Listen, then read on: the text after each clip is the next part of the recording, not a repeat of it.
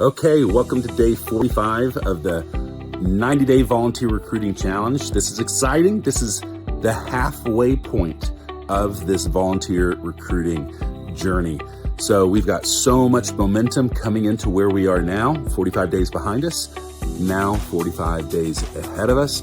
I'm so excited. So let's continue on. Yesterday, we started the process of talking about the volunteer onboarding, specifically the volunteer training process. And we talked about yesterday about starting off at like assessing of where you currently are and coming up with a plan to get everything figured out. Because here's the reason why this matters so much.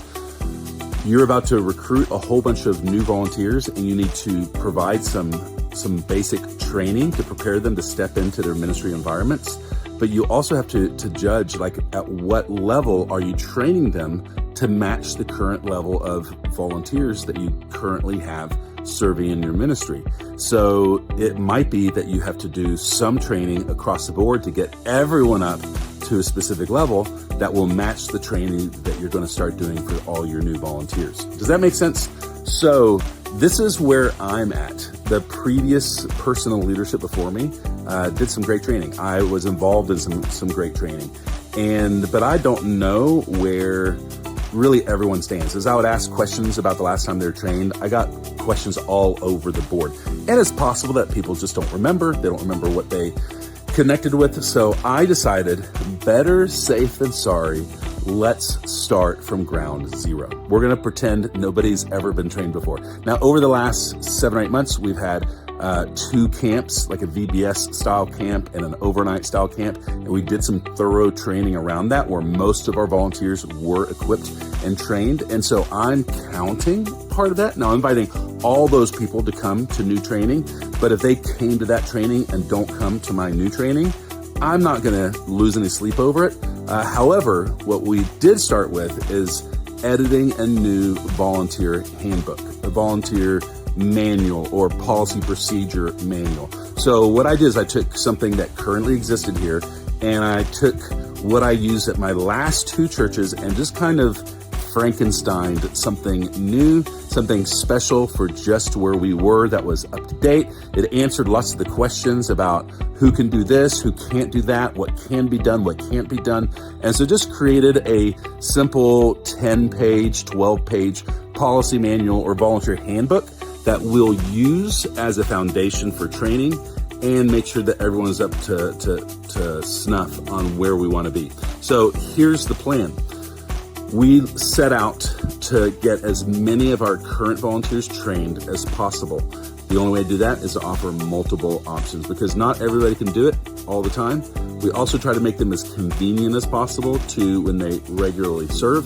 So here's what we did. We provided training over the course of 5 or 6 weeks. We offered a Sunday morning, Sunday afternoon training every other week for 3 occasions. I think the first one we did, it was during our 11:15 service. And then the next one we did right after our 11:15 service. And then 2 weeks later, we did another one during our 11:15 service. The trick of that one is if you served at the 11:15 service, it really only gave you 1 opportunity to come to training. But if you served at either of the other 2 services, it gave you more options. Really 3 options to come for training. So that was the goal in the process. And so basically we just created a new policy manual, a new volunteer handbook, and created slides that went along with that training. And we created an event, created a communication plan, and just started reminding everybody, letting everyone know that they could sign up. We created a registration where people could sign up and let us know which one they wanted to come to. And then we just promoted, reminded, letting everyone know that the training was coming, that they needed to be there. And that was the plan. So our hope was that by the time we finished our 3 rounds of volunteer training, my goal was that we would have about 80, maybe 85% of our volunteers will have been trained. They have been updated. Now, I also had a provision in place. So if you served at either of the camps that I offered this last summer, and you didn't sign up for training, I was going to count it.